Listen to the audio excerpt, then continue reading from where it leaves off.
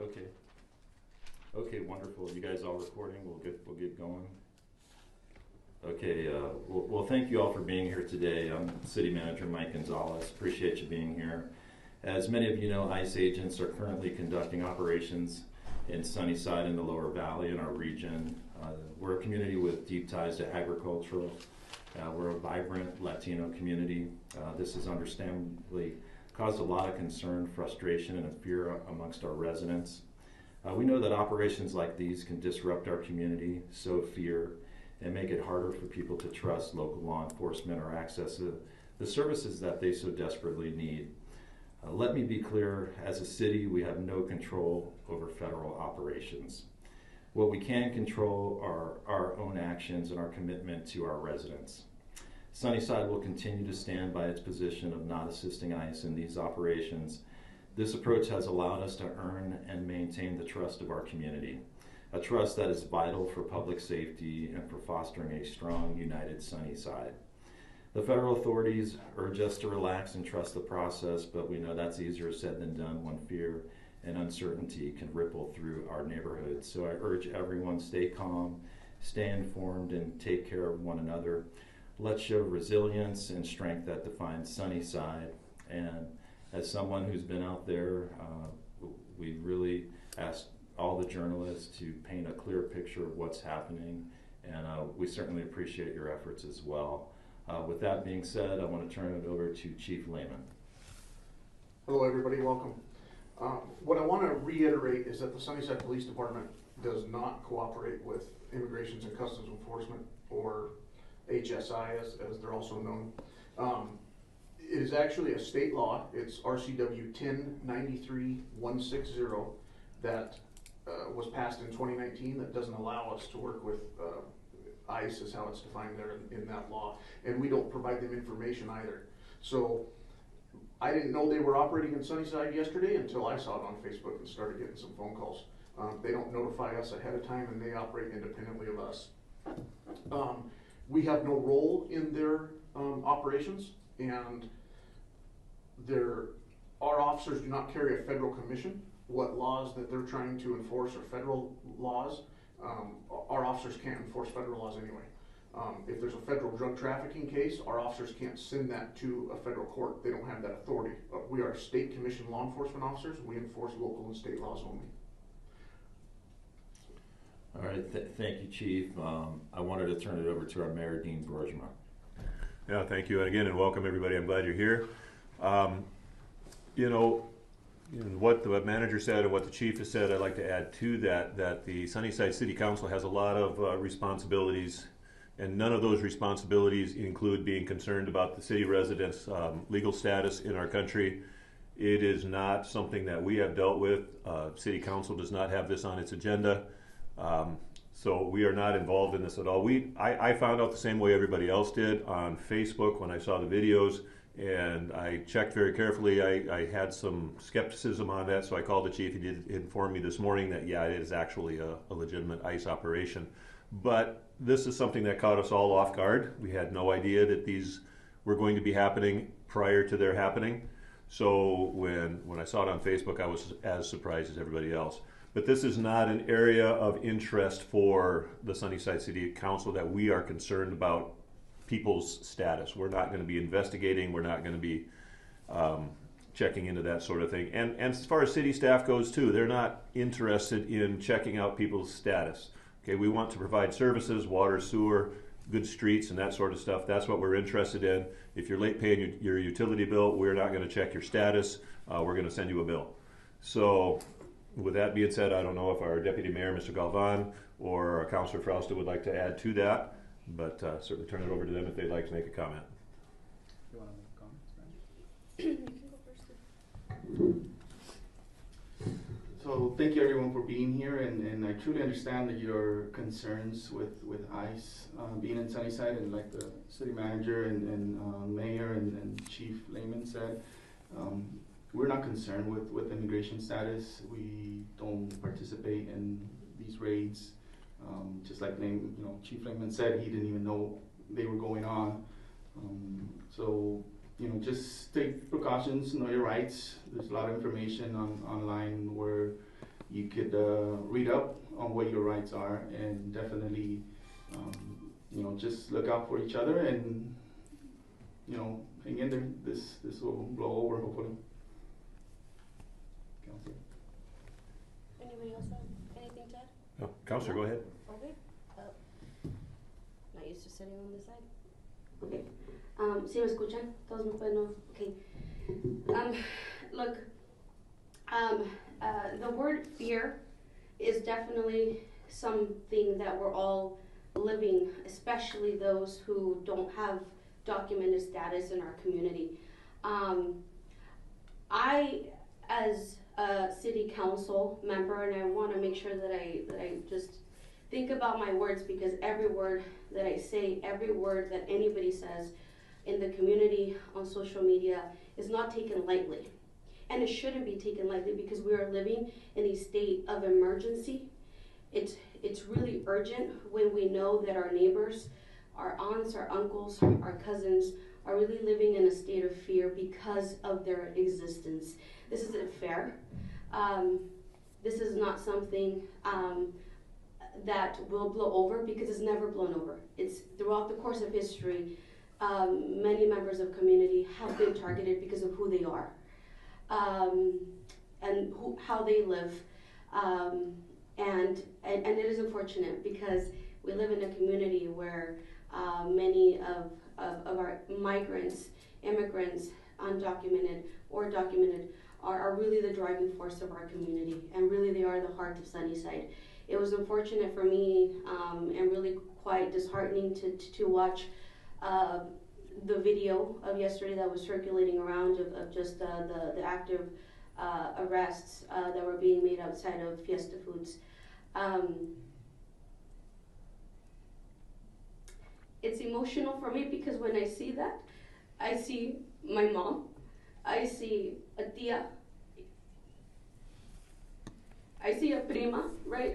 I see all of us that, the first thing I thought was, does this señora have kids at home? What are those kids going to do now, right? We've been watching this unfold before our eyes for quite some time. The separation of family is not something I condone, is not something I'll ever get behind. But I have to be here, and I have to express my stance. I have to express maybe even how I can, as a council member, use my platform to continue educating and informing you all of your rights. I'm not a legal expert, so I'm not going to sit here and try to give legal advice, because I want to be very careful. We have to all be very careful, because I want you all to have the right information. Lo que sí les puedo decir es que tienen derechos. Ustedes tienen derechos. Tienen derechos to, you have the right to remain silent, okay? Nobody can search your home or your car without a valid warrant coming from a court. So we have to understand the documents that are being presented to you. Comprendan los documentos que les están presentando. No cualquier persona puede invadir sus casas, sus hogares, sus carros, sus casas personales, sin tener una forma, un documento de un juez o de una corte. So, sepan sus derechos. Hay muchas organizaciones en estas comunidades que están ofreciendo recursos. There's Wizen that is local here in our community and across the state. There's NERP, Northwest Immigration Rights Project. Please, someone correct me if I'm getting that wrong. I do commit to continue working with local organizations like EYA, like NERP, like Wizen, to make sure that we are informing the community of los derechos. So yo sí me comprometo en eso, de seguir trabajando con organizaciones locales como Wizen, como EYA, como NERP, con abogados, para poder informarles de sus derechos y qué vamos a estar pudiendo estar haciendo aquí, como el concilio, que las organizaciones van a estar poder haciendo para ustedes, para mantenerlos a tanto con la información basada en actos reales, ¿verdad? Información basada en la verdad, porque ustedes tienen todo ese derecho, ¿verdad? En que nosotros estemos monitorizando toda la información que viene de la ciudad, la información que viene de las organizaciones, para que de veras ustedes tengan la información actual y justa de todos los derechos que ustedes también cargan y todo lo que está pasando en la comunidad y cómo nosotros vamos a seguir pudiendo ayudarlos y apoyarlos durante estos tiempos tan dificultosos. Yo me preocupo mucho por la seguridad de los miembros de mi comunidad y me comprometo otra vez en hacer un recurso. Si tienen preguntas, mi número, my email, if you guys have any questions, my email, my number is on the city website. Por favor, llámenme a cualquier hora. Mándenme un correo electrónico si tienen cualquier pregunta. Si yo no tengo la respuesta, yo directamente voy a decir no tengo la respuesta, pero voy a hacer todo en mi poder para poder agarrarles esas respuestas a sus preguntas, ¿ok? Es lo que podemos hacer como una comunidad. We have to look out for one another. It is a hard time. I want to honor that. I want to validate everybody's experience, and I'm really glad that we have a community turnout. I am sorry that it is under these circumstances.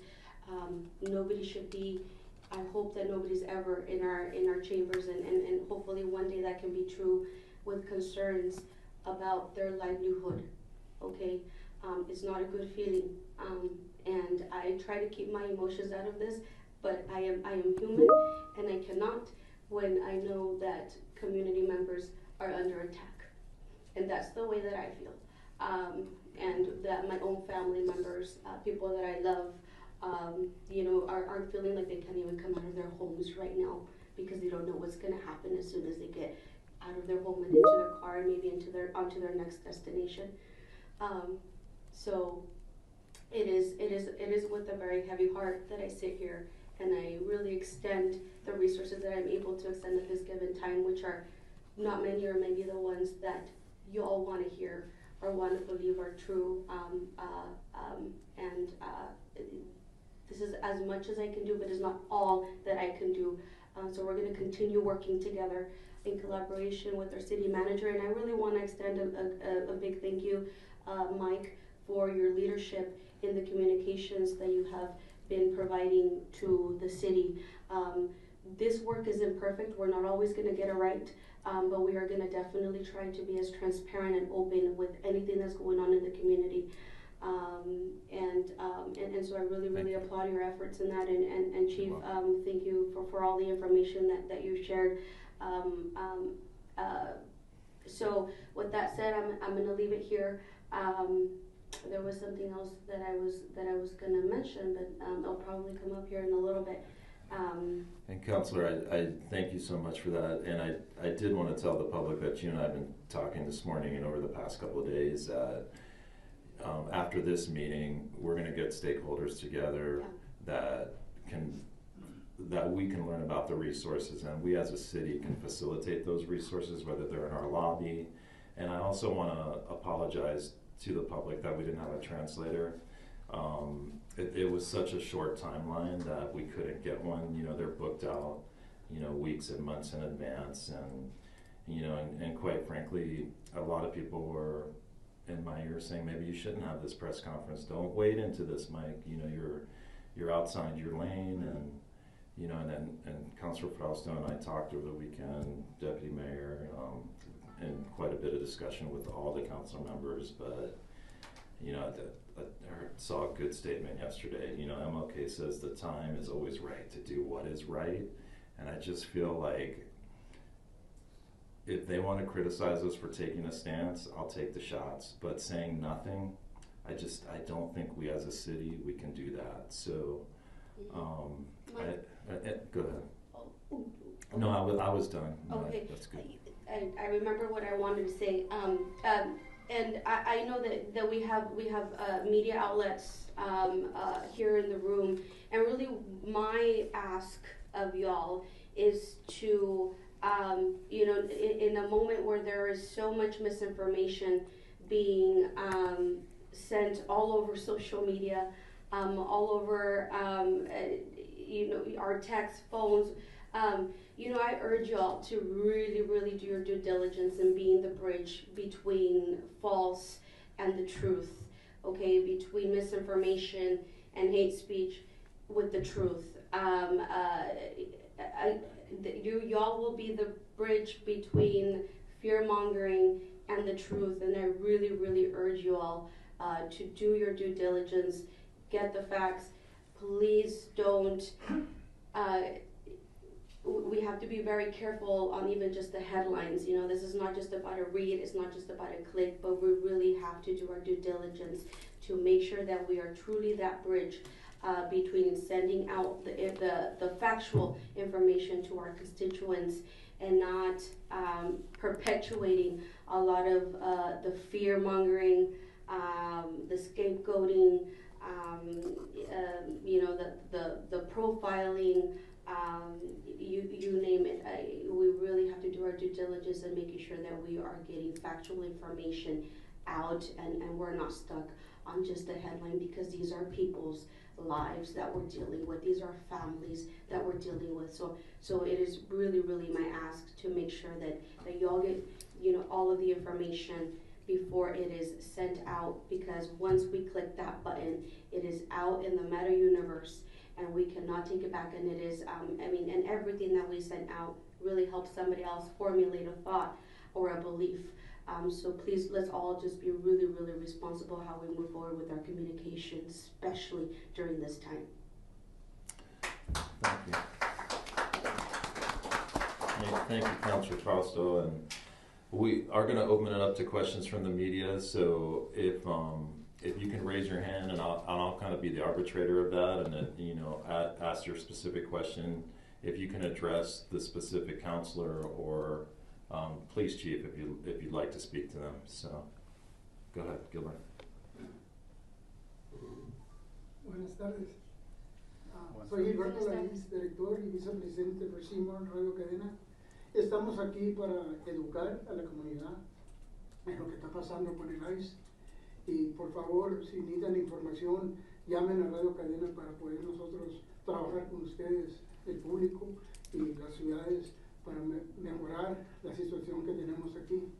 Con eso me despido yo y les doy todo el apoyo a todos ustedes, y ojalá que para adelante todas las otras ciudades hagan lo mismo que están haciendo ustedes, Mike. Me da mucho gusto que tienen ese valor y al mismo tiempo tener la paciencia para trabajar en esta situación que tenemos, pero es una situación muy, muy importante. Y con cuidado queremos hacer todo en Radio Cadena y CIMAR. Con eso me despido y muchísimas gracias. Gracias por venir. Gracias por la información. Thank you. Do you guys want to give kind of the Cliff Notes version of that and of what Gilbert said? You want me to translate it Yeah, back please, to yeah, if you Would wouldn't you do mind. that, please, Oh, Ms. yes. Fausto? ¿Me puede repetir su nombre? Gilberto Alanis. Gilberto Alanis. Oh, muchas gracias, mucho gusto. Vicky Frausto. Gilberto Alanis is here with Radio Cadena, Radio KDNA. He is here to offer resources, support on how to inform our community of their rights and current ICE raids, ICE sightings. So if you all have any questions, he's also extending a hand that they're willing to collaborate with the city. If any community members have any questions, please reach out to Radio Cadena yourselves. They will be there to provide as much factual information as possible. Thank you, and that's one thing we appreciate Gilbert being here, Francisco. Something we're going to really start being more intentional about is working with Cadena, and appreciate it. Go ahead. Buenas tardes a todos. Oh, okay. Gracias por la información que nos están dando. Mi nombre es Angélica Marín y yo soy una residente de aquí de Sunnyside. Y yo me gustaría preguntar en dónde puedo dar información. Si por ejemplo la inmigración viene, la ICE viene a una propiedad, y cómo uno puede impedir de que no entren a esa propiedad privada de aquí. Did you want to answer that? I was thinking about what I was going to say to the public because si tú hablas español, tú quieres hablar con nosotros, viene al micrófono. Tú puedes hablar un tiempo más. Adelante aquí al micrófono. ¿Y puedo repetir lo que dijo en el micrófono? ¿Sí se siente a gusto con hablar en el micrófono? Sí, está bien. ¿Sí? Gracias. Okay. Ok, buenas tardes. Sí, buenas. Mi nombre es Angelita Marín y yo soy una residente de aquí de Sunnyside. Y yo nada más, mi pregunta sería de que, ¿en dónde puedo agarrar información? Por ejemplo, si viene la ICE a una propiedad privada y quiere entrar, ¿en dónde yo busco esa información? Y si yo tengo el derecho de decirle que aquí no pueden entrar. Sí, yo vi alguno de esa información por Facebook en WhatsApp Sunnyside, y también ese caballero de Radio Cadena dijo que iba a dar informaciones también acerca de lo que tienen de derecho y pueden hacer. Para reportar sale siempre más rápido por Facebook la información, pero yo no sé dónde más, si Ms. Frausta sabe algo que no sé yo, pero... Ya, yo puedo responder a esa pregunta. Veo gente de aquí que es parte de Wizen. No sé si ustedes se sentirían comfortable to maybe address her question at the microphone, or I can do it. Or perhaps after the meeting today, you would be able to... Yeah. Quizá después de la reunión puede preguntarle a esa gente también, y Councilor Frausto quizá puede ponerles en contacto para que se conozcan. Le podemos dar más información. Again, Wizen is a really good resource. También tengo el número de teléfono para darle más información sobre eso. Lo que puedo decir de unos entrenamientos que yo he atendido, que atendí de hecho el sábado, es que no tienen que abrir la puerta. No abran la puerta, ¿ok? No abran la puerta a nadie. Ellos no pueden entrar, lo dije hace un momentito, no pueden entrar a sus casas sin una orden del juez o de la corte para revisar sus casas, sus carros, cosas personales. No abran la puerta, no tienen que abrir la puerta a nadie. Usted misma le puede decir, tienes una orden de la corte, pásamele por debajo de la puerta si es que la tienes, pero no tienen que abrir esa puerta. Le podemos dar más información porque hay gente que miro que son más expertos en esta área. Yo vine de un entrenamiento de este fin de semana, pero es lo que le puedo decir, que por seguro no tiene que abrir la puerta, no la abra. Okay. Muchas gracias. Okay, for those of you who don't speak Spanish, I apologize. It is really difficult to interpret for yourself because once you get to the end of your statement, you've forgotten what you said exactly, and so it's really a challenge. So I apologize for that. She was asking what steps a person can take if the ICE agents appear at your door and what kind of rights they have, and Ms. Frausta was trying to explain at least one right that they have, and there's other people in the room who can give better and more complete information, and we'll try to get those folks in touch with each other. Okay. Señor, ella fue la próxima persona. Okay. Gracias. Do I need to come up to the mic? Emily, if you don't mind, because it would lend clarity. Thanks.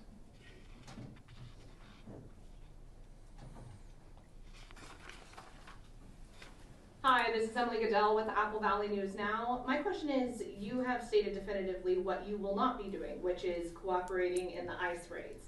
However, I was wondering if you could expand on what you will be doing to protect residents who may be affected by this increased enforcement.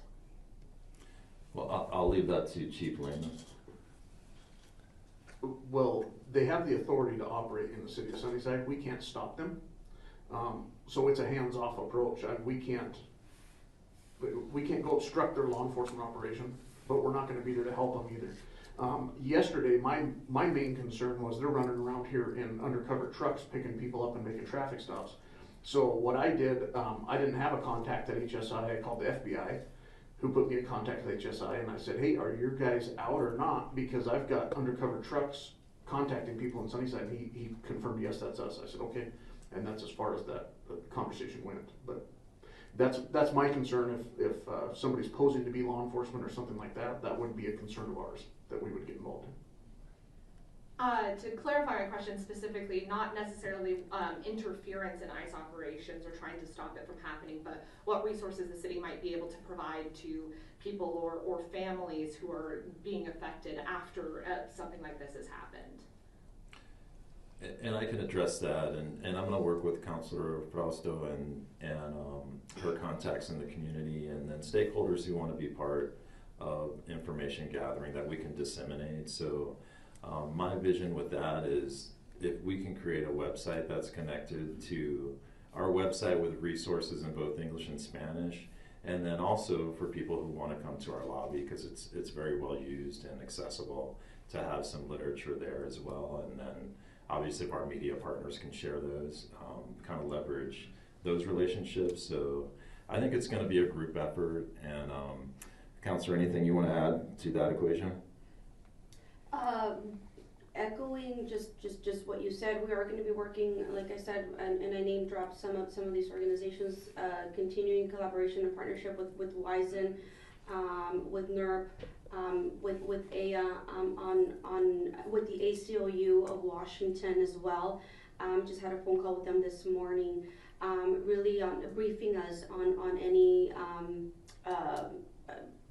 what our abilities are, what we're actually able to do, what our parameters are around this, to be able to ensure the safety for community members and what we could even do along the way.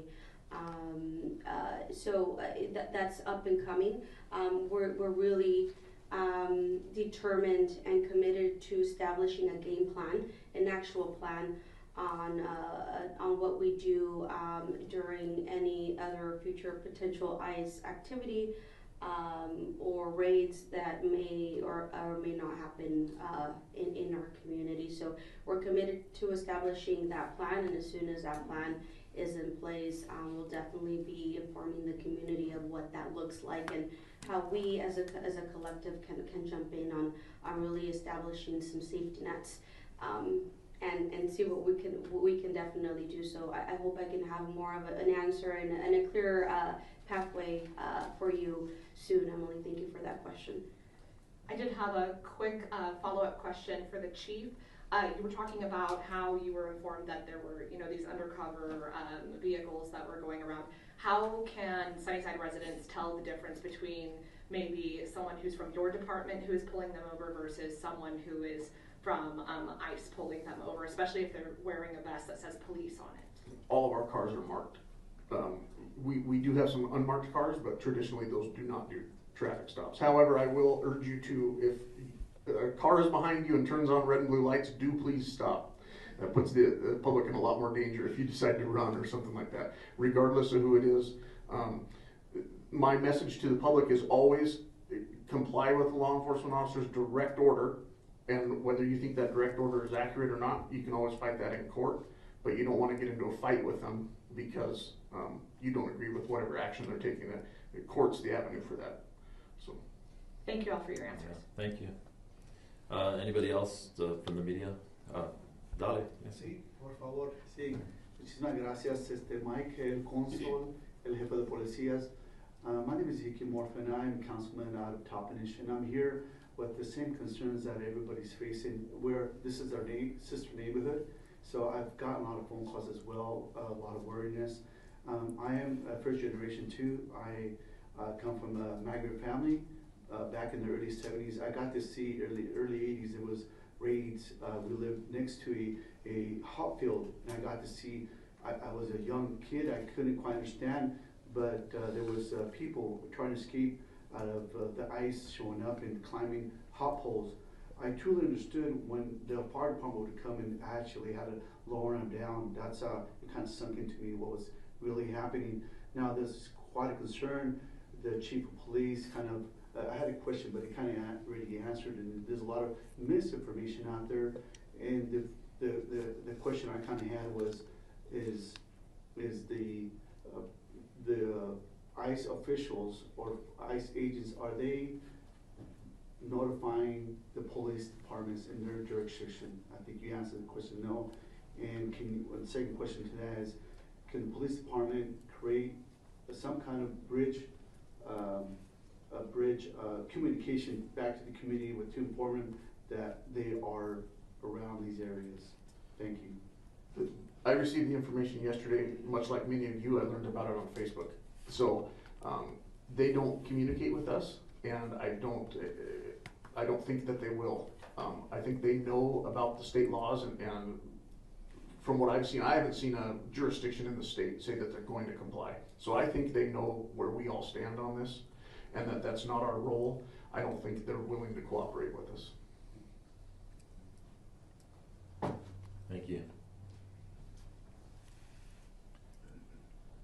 Buenas tardes. Buenas tardes.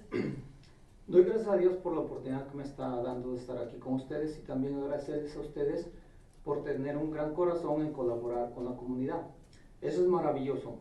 Demostrar a ustedes que no están contra la comunidad, sino que estamos luchando juntos. Y eso significa que ustedes tienen un buen liderazgo.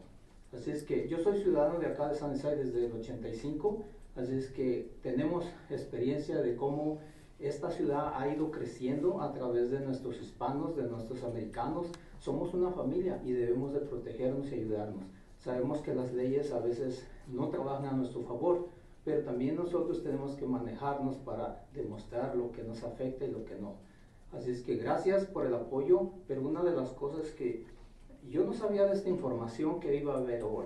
Entonces necesitamos tener una conexión con nuestra gente, decirles, miren, está pasando esto, necesitamos dejarnos saber uno a otro. Yo trabajo en la labor, pero también soy representante de la mesa directiva de la escuela de PAC. Así es que ahí en PAC tenemos información sobre estos temas y a veces información de otros temas que informamos a nuestros padres migrantes. Así es que me gustaría tener un contacto con ustedes y así trabajar juntos para informar a nuestros hispanos de cómo ayudarnos y cuidarnos también. Y también dejarnos saber a nosotros los hispanos que también tenemos responsabilidades de mostrar cosas de calidad, porque a veces trabajamos en diferencias. Pero quiero agradecerles por su gran liderazgo, de veras los aprecio y pues me gustaría que me dieran información para poder apoyar a nuestros hispanos que no tienen documentos.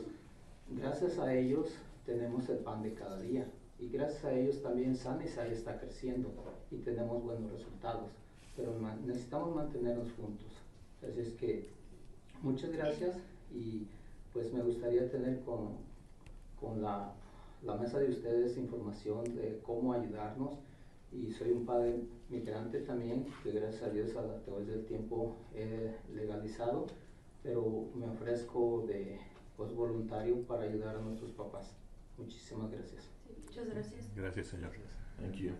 So just to briefly summarize his question, he's grateful for the fact that we were able to stay up here today, but he would like to have information to be able to communicate to those who would need that information of what kind of activities are going on. And I think the manager addressed that briefly. We're going to try to get some information, a website, a Facebook site, or something like that, where we can keep people up to date on what's happening. Sí, vamos a trabajar más en esas líneas de comunicación. Como dijo el manejador de la ciudad hace un poquito, esto sucedió en su momento muy rápido porque de los hechos de ayer, pero vamos a tratar de establecer esas líneas de comunicación. Yo me aseguro que esto no va a ser la única vez o la última vez que vamos a tener estos foros para la comunidad, especialmente cuando vamos a seguir trabajando con organizaciones en nuestra comunidad de cómo informarles de hechos o de sus derechos durante estos tiempos. So, no va a ser la última vez y vamos a trabajar para fortalecer estos medios de comunicación con la comunidad. So, más por venir, ¿ok? Thank you. Go ahead. Buenas tardes. Estoy un poco chaparra. Ahora sí. Mi nombre es Cristina González. My name is Cristina González and I'm from Yakima, Washington. He sido activista por más de 25 años. So I've been working in activism for over 25 years. And my comment today is more of a comment. More of a para agarrar conciencia, okay? So the comments that Emily had for you today are very important comments, very important questions for our community, and you answered them, but you answered them in English. And I'm pretty sure that I look around the room and not everybody here speaks English, and they needed that information in Spanish. Not to mention that you're live streaming, and probably a good majority of those individuals are also only Spanish speaking individuals. Today your press conference was made only for you all and to be live streamed, but you work for the constituents of this city. And so you should make a press conference where every constituent of your city is able to hear, to be here present and to speak their voice. You shouldn't be just reading their messages, you should be hearing them. And I'm not like como regañándolos, no es un regaño, pero si no tenemos personas como yo que tenemos el privilegio de hablar y decir estas cosas, pues no se va a escuchar, right? Now is the time to use our privilege to stand up for our community and to fight together as whole. Okay? Ese era mi comentario, gracias. Okay, thank you. Thank you. Thanks.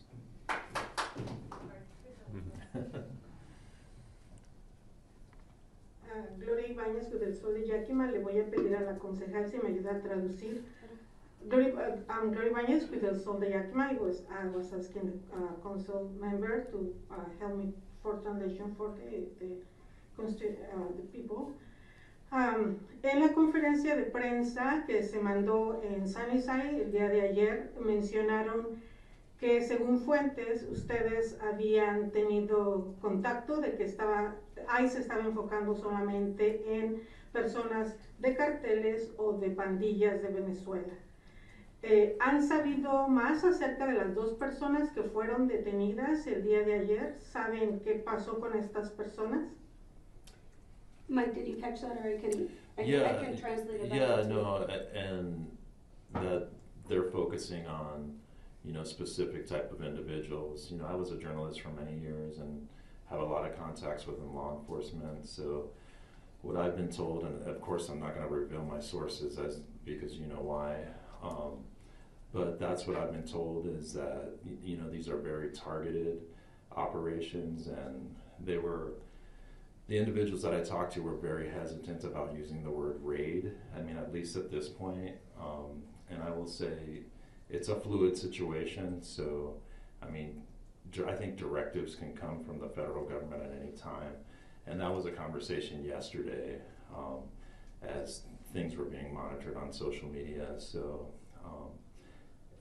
and I think we're going to need some grace as we go through this process of, information is going to come fast and quickly. Yesterday was really a case of what I was getting calls and I was seeing on social media is that, our police officers were out there working with ICE because I think identifiable, they were wearing police uniform. It said police on them. So, that was a concern for me. And even some of the rhetoric that I was seeing online was, there was an individual that I replied to a comment that he made. He said, "You see, the city set you guys all up." And I said that was an irresponsible statement. So things like that as they perpetuate, and again, this is one of the reasons I wanted to have this press conference was to say, look, regardless of the rhetoric, no matter what you're hearing online, our message is consistent. Our police officers' behavior is going to be consistent. The message that's coming out of my office is consistent. Are we going to need some grace? Absolutely. I mean, I was talking to my new friend in the back that, and some of the messaging could have been nuanced differently. Of course, this is a fluid situation for everybody. It's emotional. But the main thing I want to get to the public is, look, we're going to do everything to keep our community safe. Our officers aren't going to be a part of raids. They're not going to be a part of assisting. And if anybody tells you different, it's a mentirosa. It's not true. No es la verdad. We're going to make mistakes. But we're going to stand on the principles of trust, inclusivity, and working with our community. And again, Ms. Gonzalez, I agree with you. It was fast and fluid. If I decided to have this press conference yesterday, and we couldn't find a translator, but I'm 1,000% with you. We've got to be more inclusive in the process, and that's something that I'm really trying to be intentional about. And this particular instance, you'll never hear me make an excuse, but I'm with you. And that's something you know, as in 2025, we're working on it, and I don't want to try to give the impression that, you know, I've done anything differently than other administrators, but I think that I've really tried to be intentional about including our Hispanic and Latino community in the process. No other administrator has, you know, really tried to build that bridge.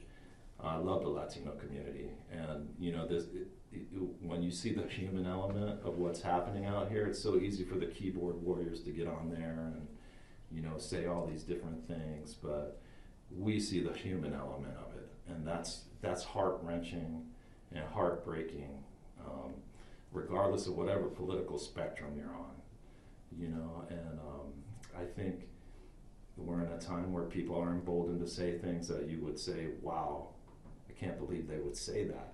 And it's shocking, but again, you know, from a city perspective, I want people to know that our position isn't going to waver. Things are fluid. We may say some things that are wrong at times, but give us a little grace. We're fighting for you.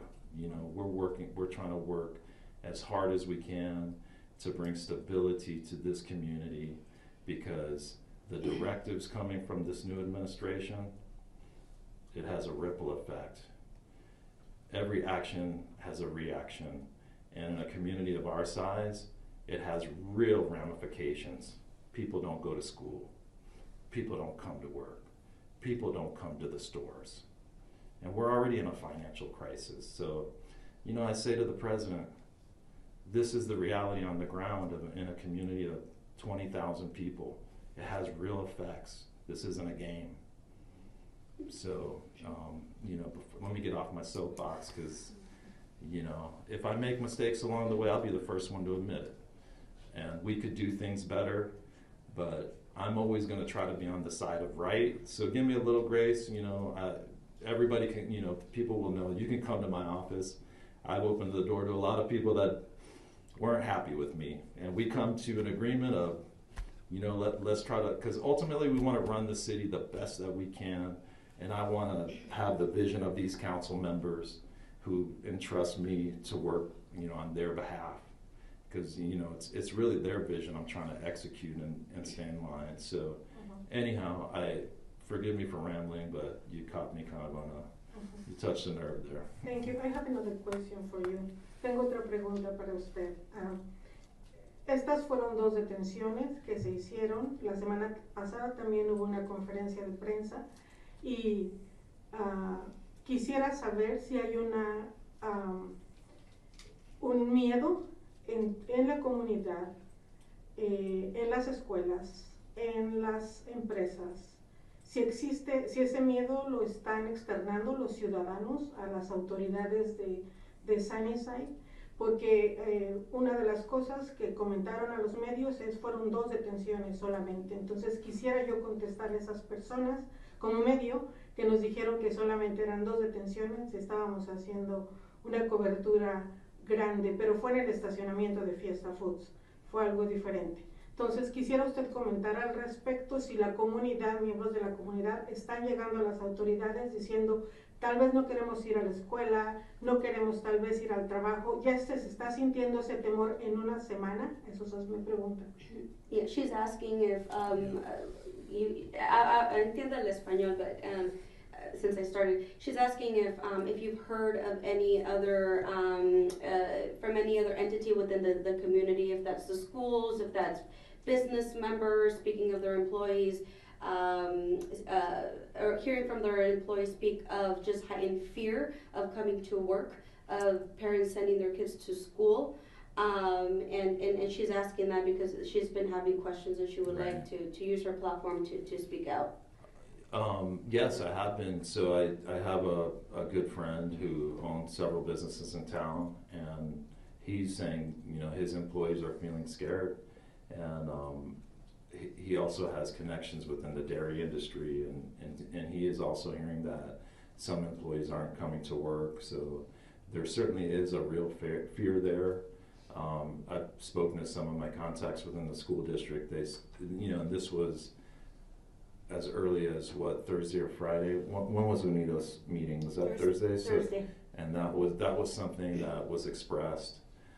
So yeah, there definitely, at least within my sphere, that's what I'm hearing, is that there have been ripple effects, and there is real fear.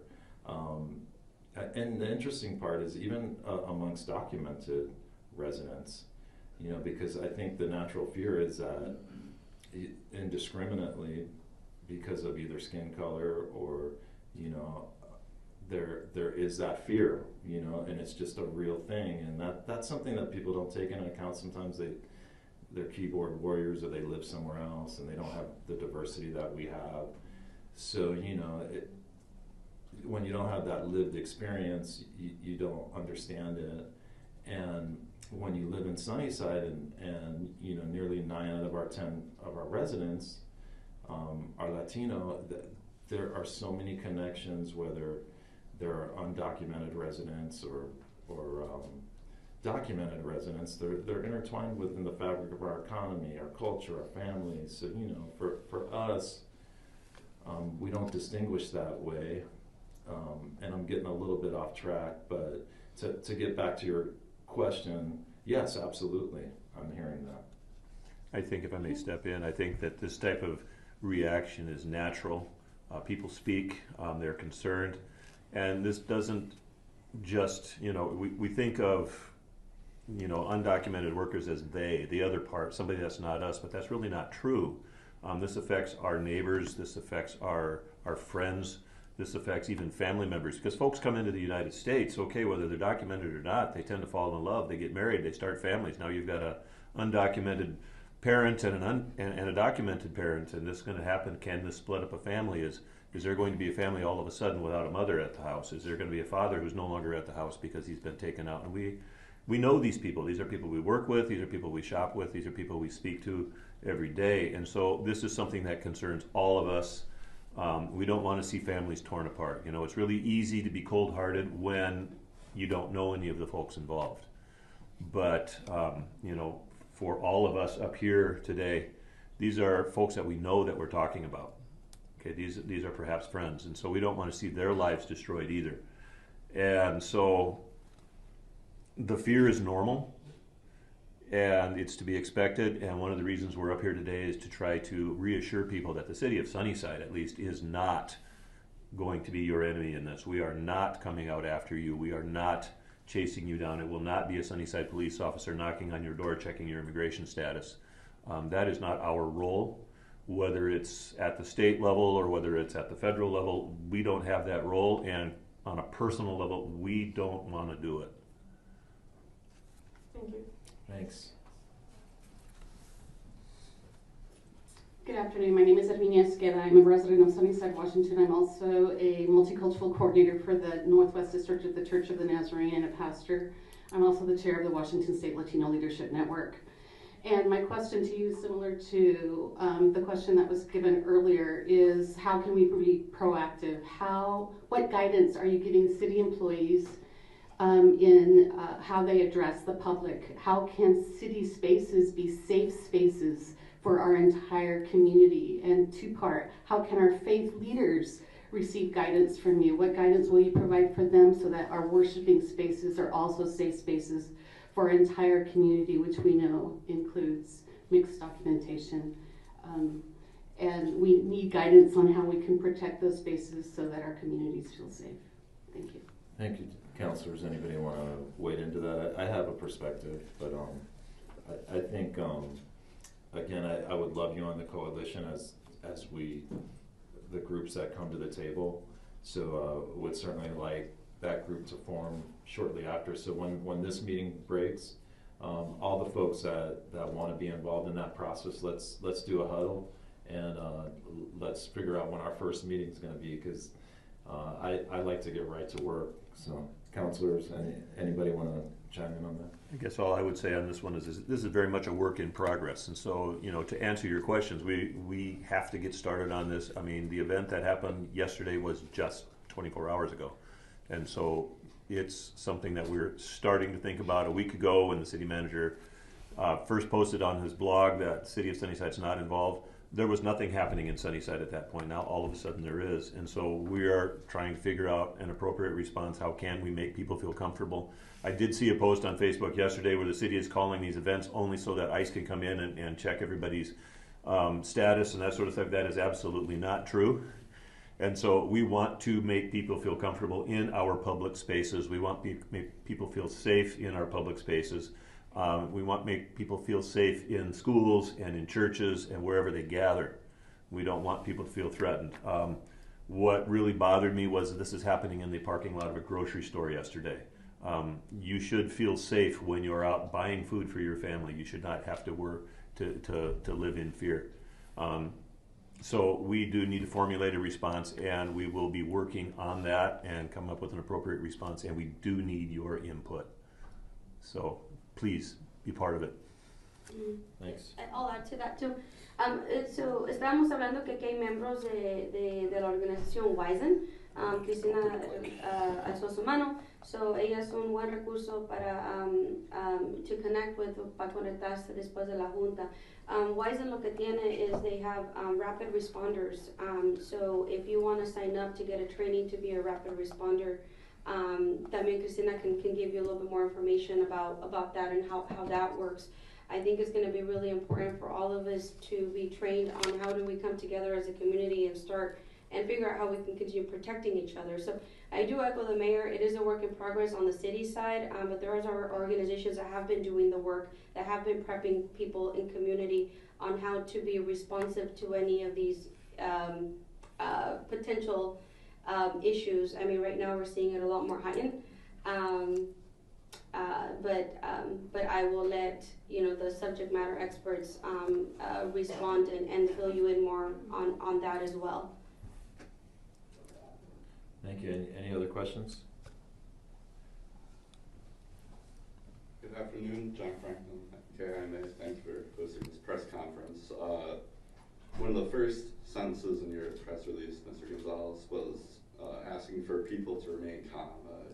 You spoke a little bit about people not going into work or not going to school, but how else can people remain calm? Well, I think we've got to get information to them, and I'm glad the stakeholders are here that want to be a part of that information gathering and dissemination, where I think the next step for us is to be that conduit to the community, as be unbiased and neutral, but also be a place where people can get the correct information, because I think the misinformation is what leads to the fear. So if we can provide resources on legal resources, what the process is if you're approached by an ICE agent, these things, I mean, we certainly have to be careful we can't give legal advice, but we can certainly give information and be that conduit. And I think the other thing is, I just want to make it clear that Chief Lehman's group is not involved in the targeted operation, and because I was seeing that on social media, because there was real confusion because their uniforms looked somewhat similar to ours, but they weren't our guys. Yeah. Also, you mentioned the Sunnyside Police won't be conducting any of these. Earlier today, Sheriff Udell did a Facebook post sort of echoing that a little bit. I was wondering, can you get specific on what organizations would be doing this? Are there any other than ICE that you're aware of? I don't know, Chief. Would you happen to know that? I think the group that's doing this is HSI, which is Homeland Security Investigations. New to me, I learned yesterday from the video that his vest said Police ERO. I had to look that up, and it said Enforcement Removal Operations. So that's a new division within HS. Well, I won't say it's new because I've never heard of it, but that's a division of HSI. So that's apparently at least one of the gentlemen yesterday that was working as a federal officer was with that group. And then one last question.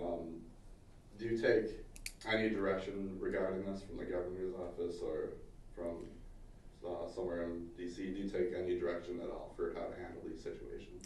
I've been in contact. So yesterday, I'm also on the Commission for Hispanic Affairs. So I've reached out to the executive director, who's been in contact with the governor's office and the AGO.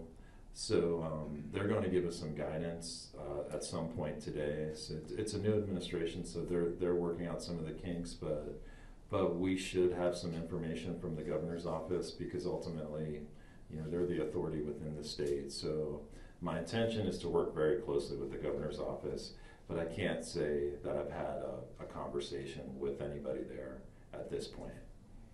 All right, thank you very much. Thanks, John. Appreciate it. Can you tell the people where they can view this video? Sure. Este programa es on YouTube y tú puedes encontrar en nuestro sitio de web y en otras partes. Can we find it or no? El video está en YouTube, en el sitio de web, bajo Newsflash está en un artículo, el link está incluido ahí y también nos puede mandar un correo electrónico o un mensaje por texto también al número 509-790-9729 y le puedo mandar el link de la grabación. And since the question was asked in English, can we answer it in English as well? This video is available online on our YouTube channel. It's linked on Facebook as well as our website under Newsflash. It's the first article that says press conference. The link is on the second sentence there. You can also email us or text us at 509-790-9729 and I can send the link. Thank you. Thank you. Sorry, Jasper Sundin, Yakima Herald Republic. I wanted to ask a follow-up to what my colleague Gloria asked. I know you said these were, as far as you know, targeted raids connected to criminal activity. Are you specifically referring to the people who were detained when you say that they're connected to criminal activity, or you mentioned Venezuelan gangs in the press release? Yeah, and do you not know about these specific? Yeah, the only thing that I was told is the message that these individuals wanted to send was that these were targeted because there was a lot of narratives online going about raids, and making sure that now the caveat always is the directive comes from Washington D.C. So whether there's raids that will ultimately happen, at least in Washington State, at this time it appears the directive are targeted. And I was surprised to hear that Venezuelan gangs too are permeating across eastern Washington. So that certainly seems to be something that's a reality right now, and cartel members. So those two were the focus, in terms of, and again, like the release said, what I was told is that there was mistaken identity with those individuals. And again, it's fluid information, from a trusted source. Ultimately, what comes out of that, I don't know.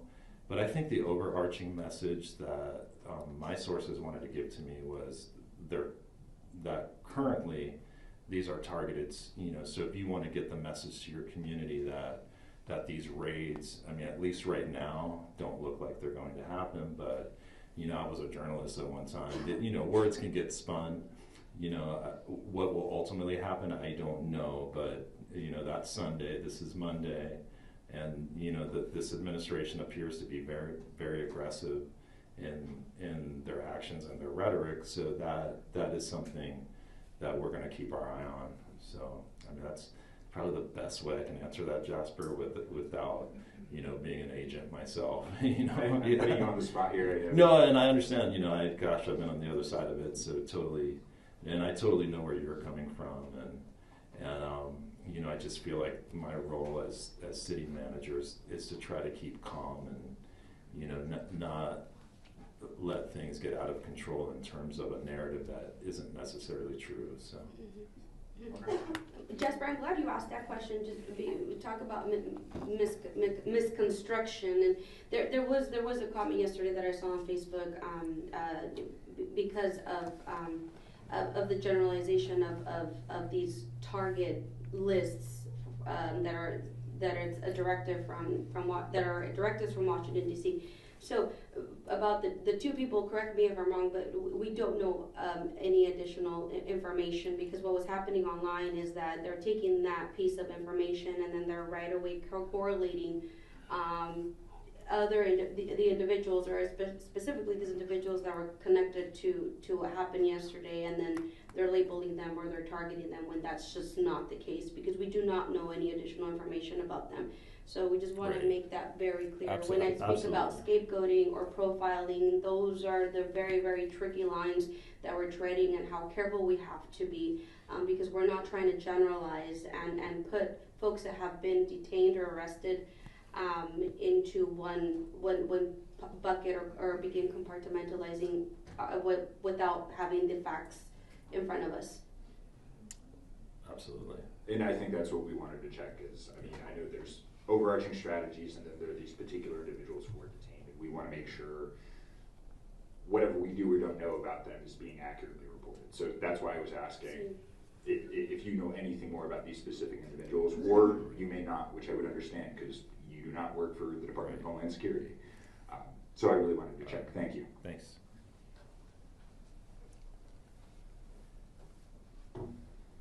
Good afternoon. I'll translate for myself. So, my name is Aled Ramirez. I work with Labor and Industries. I'm here today specifically the Office of Community Relations. And since you guys brought up a little bit about the state, mi nombre es Aled Ramírez, trabajo con el Departamento de Labor e Industria, en la Oficina de Relaciones Comunitarias. A couple of things. At the state level, I just want to reiterate that as far as Labor and Industries or our state agency, worker rights are not affected by what's happening with immigration enforcement. People who work within our state still have access to all worker rights without concern of legal status. Para la gente que está trabajando en nuestro estado, quiero que sepan que sus derechos laborales no están afectados por estas acciones de inmigración.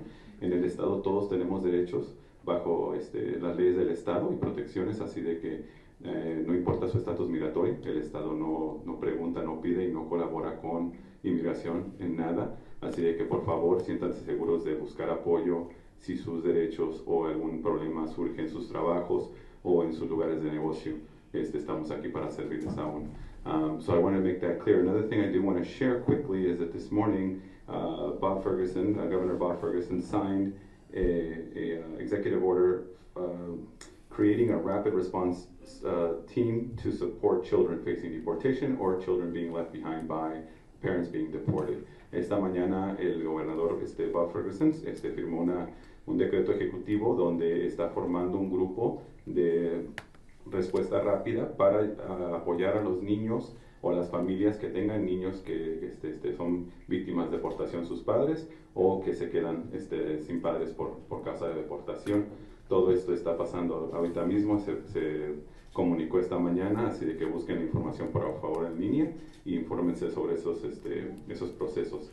So anyway, I just wanted to come up and share some of that because I know that you guys are all speaking at the municipal level, but I want people to be assured that at the state level, we are also trying to, get our bearings and see what it is that, how we should proceed with this, because none of us can interfere with federal agencies. However, it does not mean that at the state level, people's rights are affected or that they do not no longer have access to services that we provide or benefits that people are entitled to inside of our state. So that's why I wanted to come up here and share with you guys.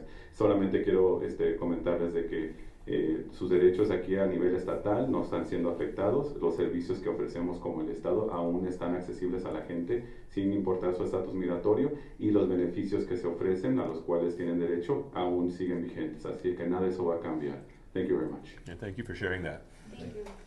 Thank you. And make sure that we get your contact information before you go. Thanks. Appreciate it. Hi, Maria Fernandez with EA. I just wanted to make an announcement. We are working currently, and we just like Vicki mentioned earlier in the press conference, we are working with the ACLU to provide a workshop on February 8th.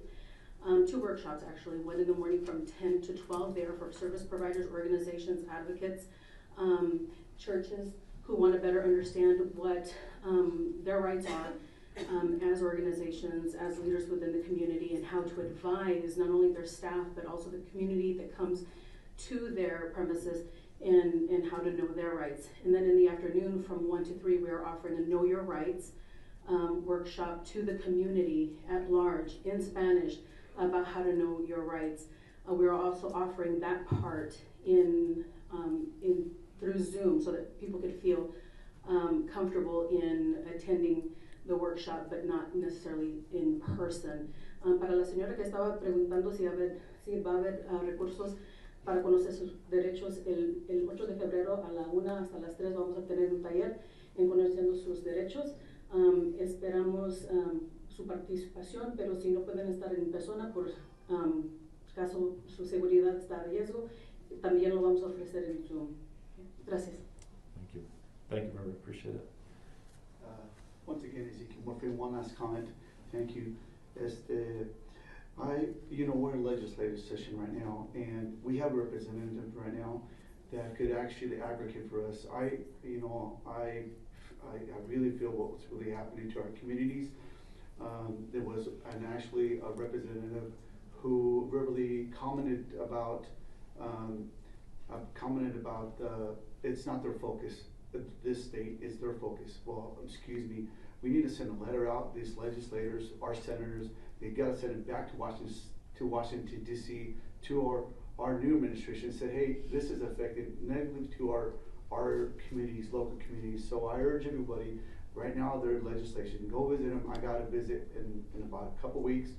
Go visit and call them, email them, and let them know that this is taking a bad toll, a bad effect into our communities. Thank you. Thanks a lot. Anybody else? Sorry, I know you're trying to wrap up again, Cristina Gonzalez. Also, on Ezekiel's point, I also work with Latino Community Fund of Washington, and on February 7th, we will be taking youth to a legislative session. We will be taking them to the governor's office to meet with their representatives.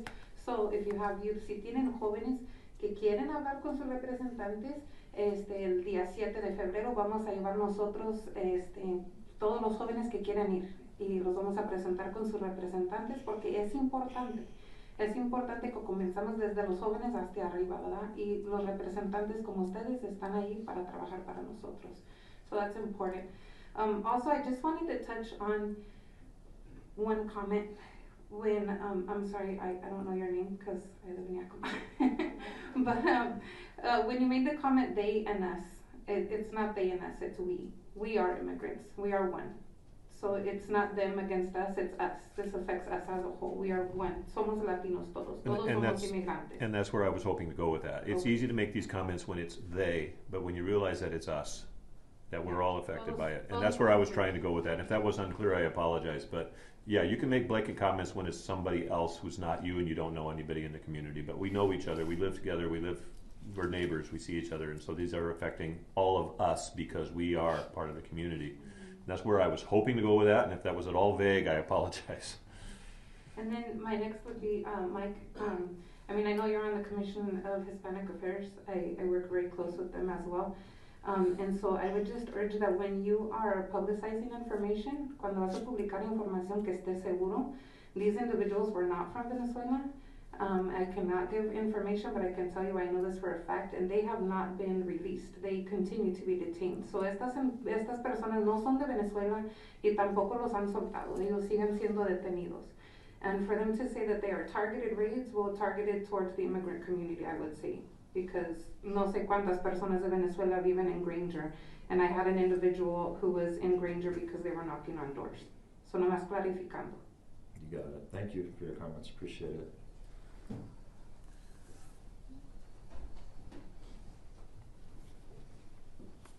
Good afternoon.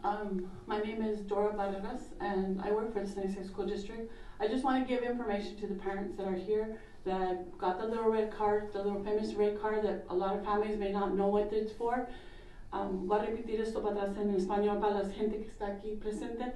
Quizás no hablan inglés, pero vengo de parte, mi nombre es Dora Barreras y trabajo por el Distrito Escolar de Sunnyside y traigo las tarjetitas que dice sus derechos. Si llega a pasar, los llegan a parar y preguntarles información a ustedes. Aquí afuera vamos a estar yo y mi compañera de la escuela dando estas tarjetitas. So, es lo único que quería presentar esta tarde. Gracias. Thank you. Appreciate you.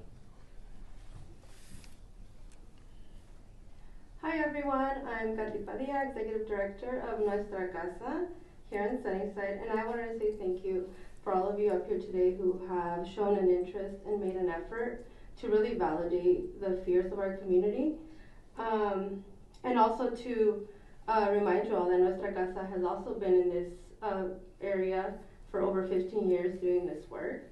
So I'd just like to share that we are also available for our community, and folks can reach out to us for resources. And as I listen, I like to listen and observe. I noticed someone up here very quiet. Mr. Galvan, can you share with us how we can believe that you back the city's message based on what I've seen on Facebook and your support of the administration? Can you share with folks here? I truly support my community. There's plenty of people here that are here to work, that want to do right, that want to raise a family. You know, my parents did it. I was born in Mexico, so I'm here for the community.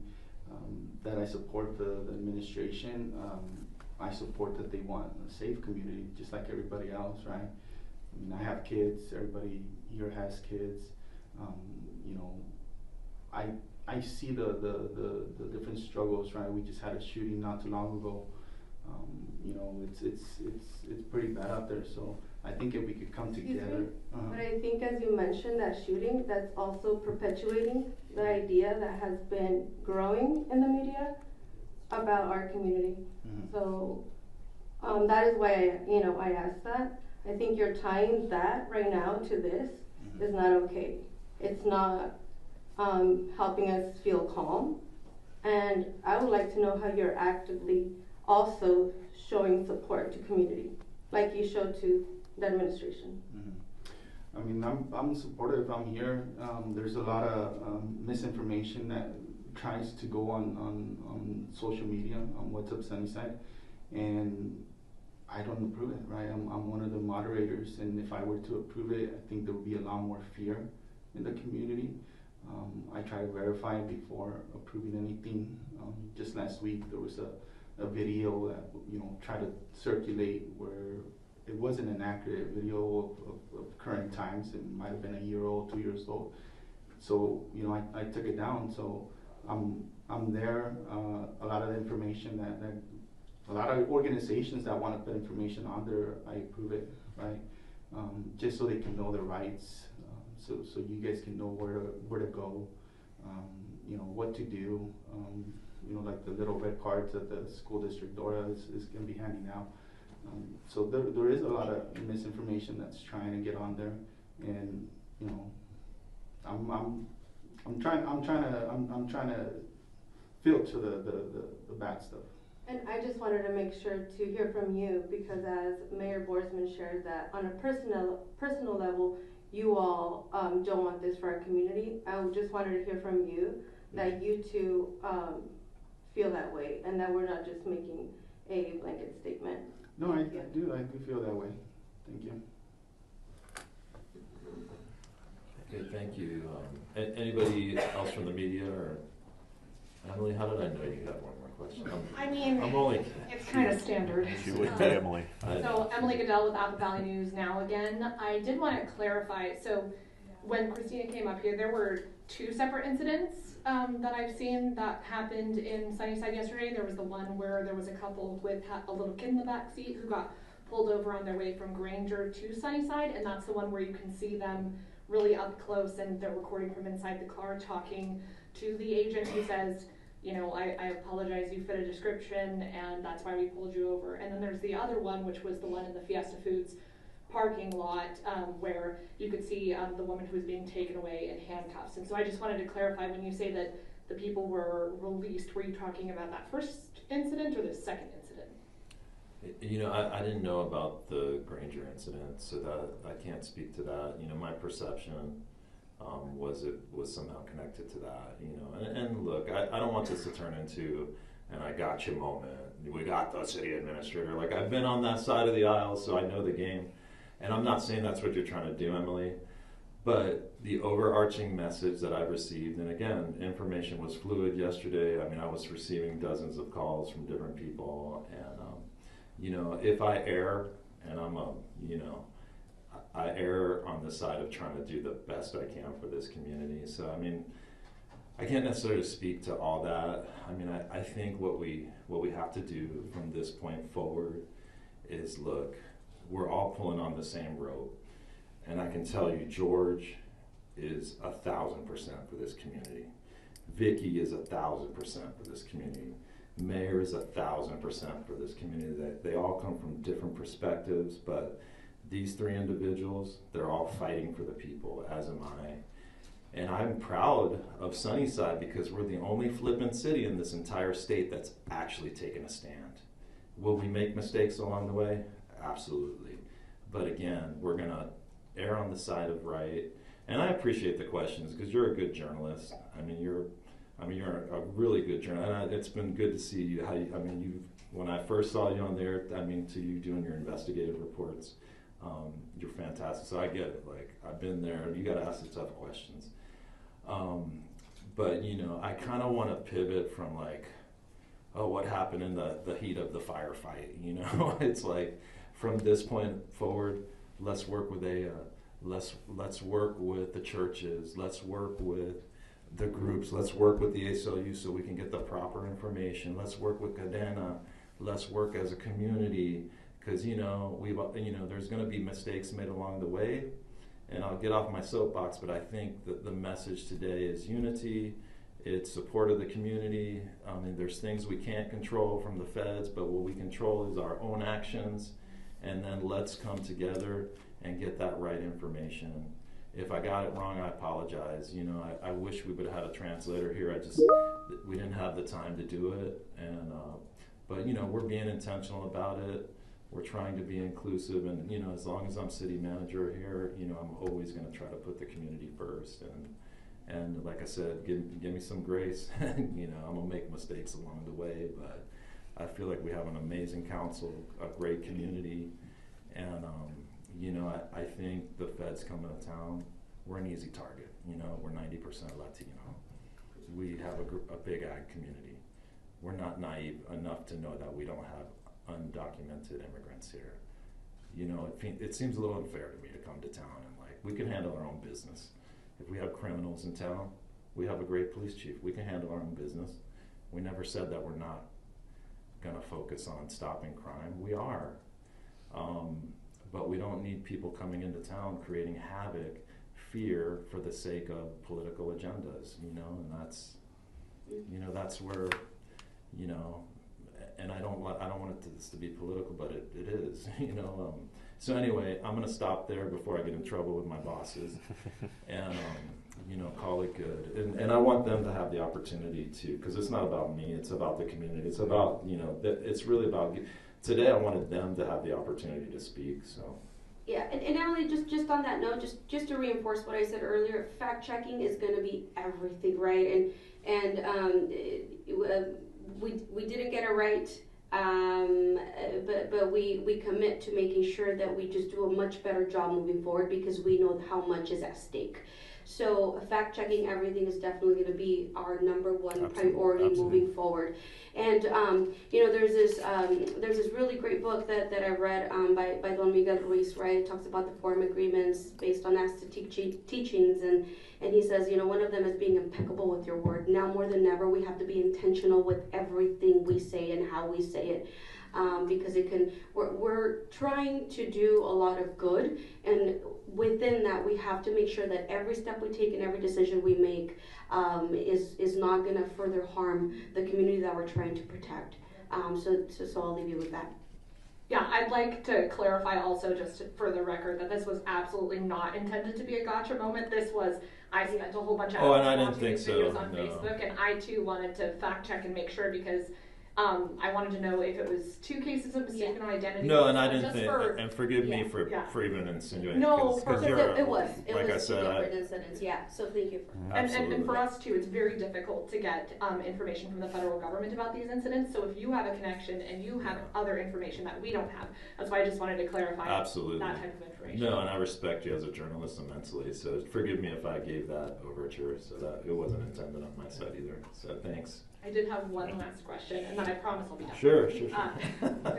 The question is, I've had some comments and some people reach out to me from the community, and they asked me a question. I actually wasn't sure how to answer them, so I wanted to ask you, is Sunnyside, you've said that you won't cooperate with, ICE in a lot of these efforts that they're trying to do, or at least not go alongside them on these.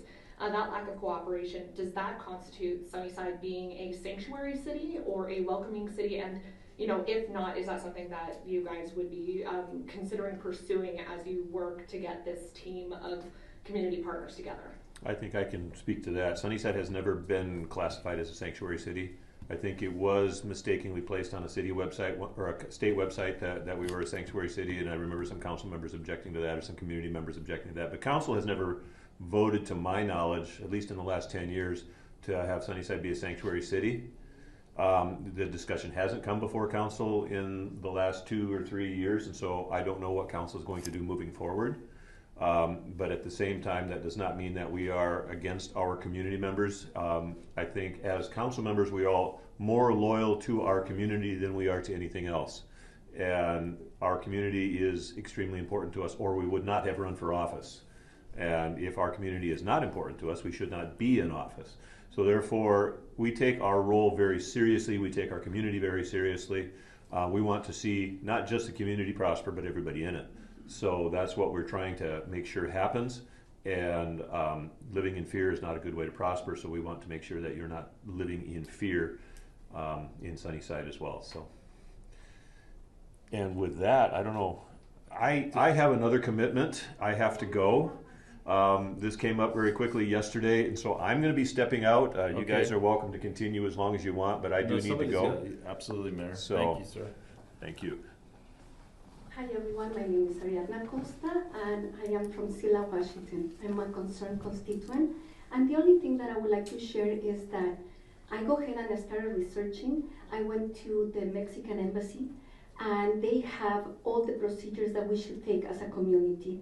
It's very well explained in there, so I don't want to talk about it because we should do our research so that way we don't say what we don't want to say. Thank you so much for giving us the current information and taking the time to do it for all of us. I appreciate you very much. Thank you. Yeah, and we'll talk to you afterwards if you just to make sure if you have anything to share. Okay, I appreciate it. Thank you so much. Thank you. So, we have anybody else? Hi, my name is Jasmine Martinez. I'm a resident of Sunnyside. Has the city of Sunnyside teamed up with the school district of Sunnyside to see about the kids that maybe or will be affected by this?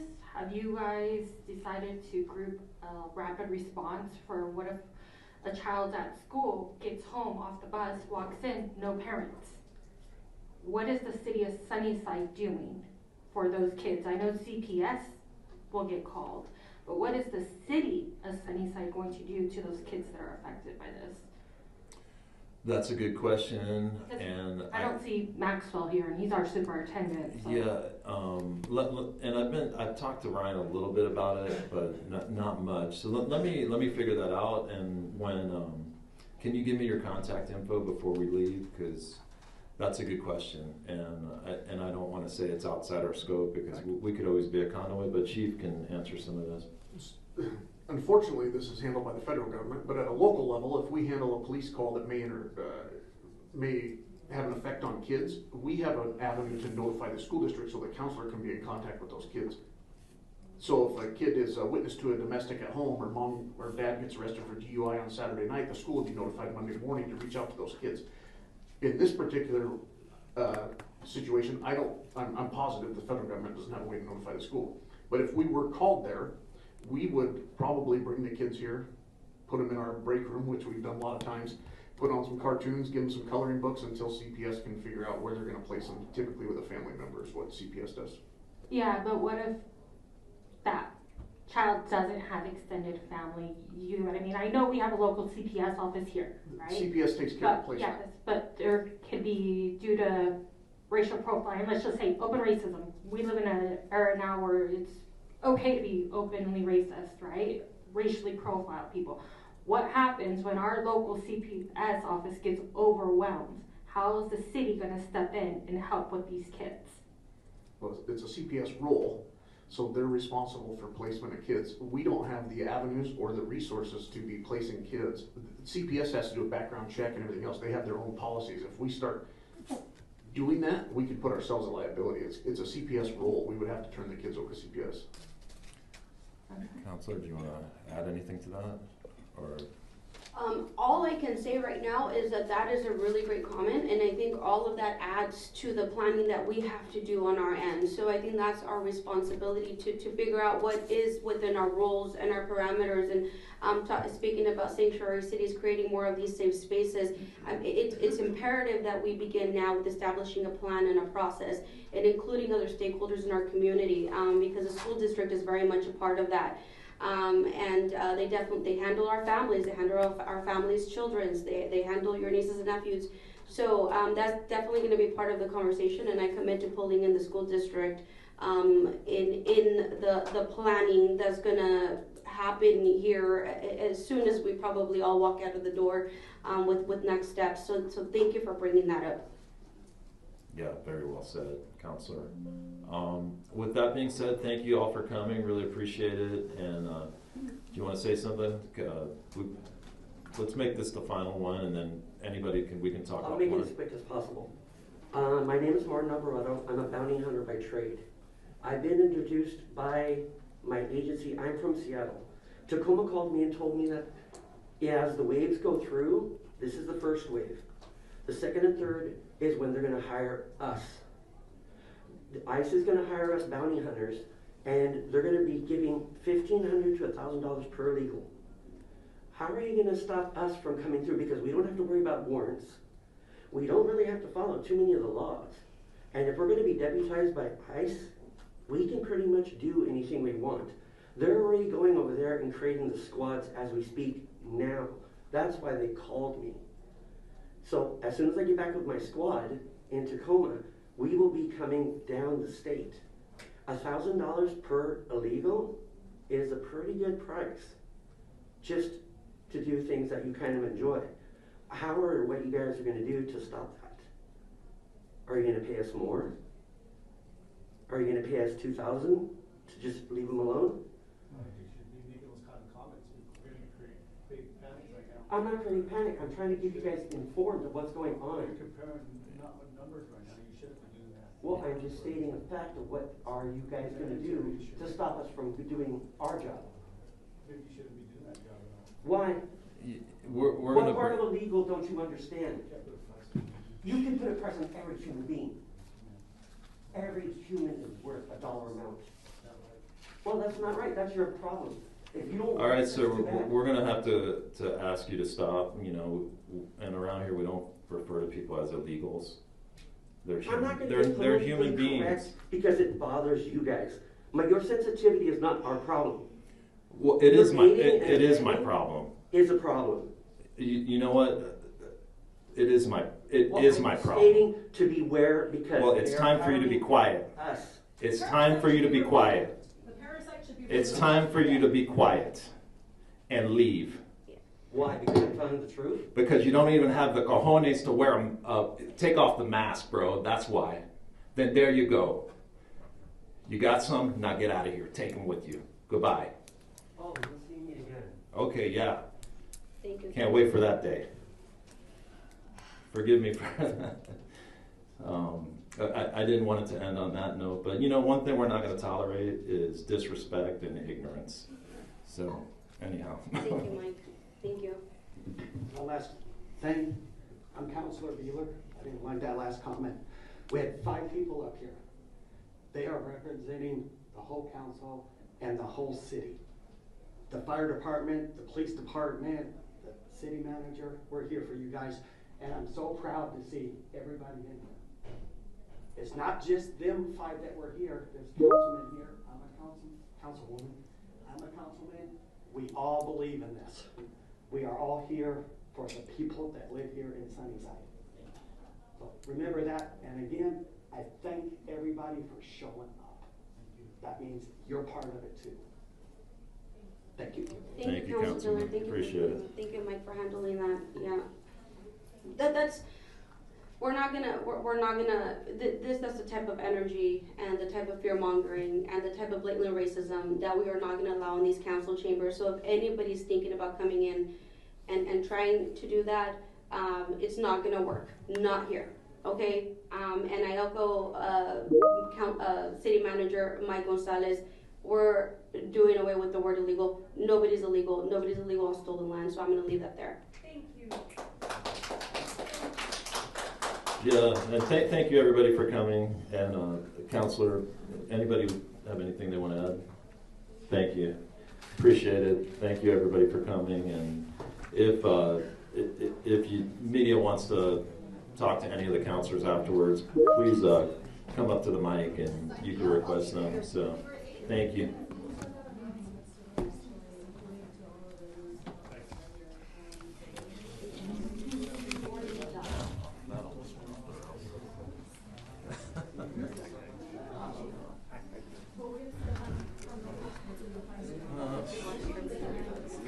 Did I handle that wrong?